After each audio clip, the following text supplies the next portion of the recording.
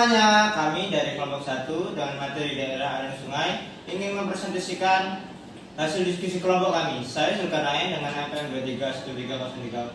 2313034024. Dan saya Listiawati dengan NPM 2313034026. Dan saya Putri Rita dengan NPM 2313034072. Saya Isnaini dengan NPM 2313034079. Dan saya Mutiatul Hamidah dengan NPM 2313034082. Dan yang terakhir, Dan saya Devita Fauzia dengan NPM 2313034087. Selamat menyaksikan. Halo semuanya, perkenalkan nama saya Devita Fauzia. Di sini saya akan menjelaskan pengertian DAS, daerah aliran sungai.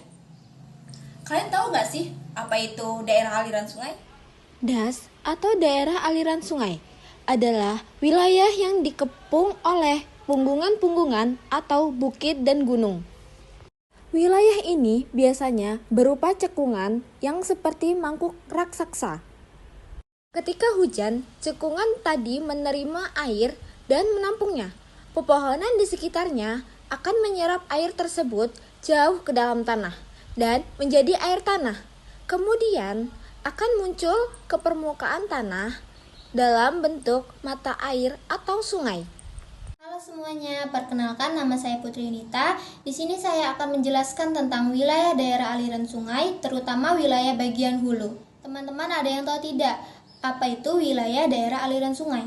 Wilayah daerah aliran sungai ini dibagi menjadi 3 bagian yang bertujuan untuk membantu manusia dalam memahami bagaimana sungai bekerja dan mengelolanya secara berkelanjutan dengan cara memahami klasifikasi fisik, aliran air, dan fungsi masing-masing dari daerah aliran sungai tersebut. Yang pertama ada wilayah bagian hulu. Wilayah bagian hulu ini menjadi titik awal dari penampungan air hujan. Umumnya berlokasi di dataran tinggi, pebukitan atau pegunungan, serta memiliki banyak air terjun, jeram, dan memiliki lereng-lereng yang curam. Wilayah bagian hulu ini berfungsi sebagai resapan air, menjaga kualitas air, dan menjadi pengendali erosi. Halo semuanya, perkenalkan nama saya Isnaini. Sebelumnya kan sudah dijelasin mengenai wilayah daerah aliran sungai dan khususnya wilayah bagian hulu. Selanjutnya, saya akan menjelaskan wilayah bagian tengah. Wilayah aliran sungai bagian tengah. Wilayah aliran sungai bagian tengah biasanya lebih landai dibanding wilayah bagian hulu. Wilayah ini terdapat lekukan yang disebut dengan mender. Wilayah ini berfungsi sebagai aktivitas manusia. Salah satunya adalah contoh kepentingan ekonomi dan sosial. Kepentingan ekonomi salah satu contohnya adalah kita bisa dapat mengambil ikan di wilayah sungai tersebut dan dijual. Untuk kepentingan sosial, kita dapat melakukan rekreasi pada wilayah pinggiran sungai. Selanjutnya adalah wilayah aliran sungai bagian hilir. Wilayah aliran sungai bagian hilir ini bentuknya lebih landai dibandingkan wilayah bagian tengah. Biasanya di sini aliran sungainya relatif lebih lambat. Fungsi dari aliran sungai bagian hilir ini adalah sebagai kawasan pertanian. masalah daerah aliran sungai yang pertama yaitu penebangan hutan yang tidak terkendali sehingga menyebabkan serapan air sungai tidak stabil. Hal ini menyebabkan air meluap dan menyebabkan banjir. Masalah yang kedua yaitu kurang diperhatikannya konservasi tanah dan air sehingga menyebabkan lahan tidak subur atau biasa disebut lahan kritis. Masalah yang ketiga yaitu limbah dari hasil industri dan rumah tangga tidak dikelola dengan baik. Hai semuanya, perkenalkan nama saya Mutiatul Hamidah.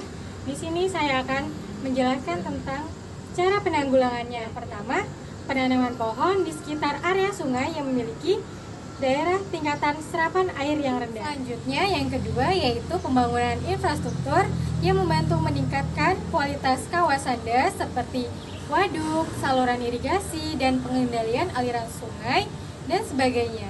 Dan yang terakhir yaitu mengadakan penyuluhan kepada warga di sekitar kawasan das mengenai pentingnya menjaga dan memelihara kawasan serta bagaimana cara menggunakan sumber daya alam yang baik dan tidak merusak.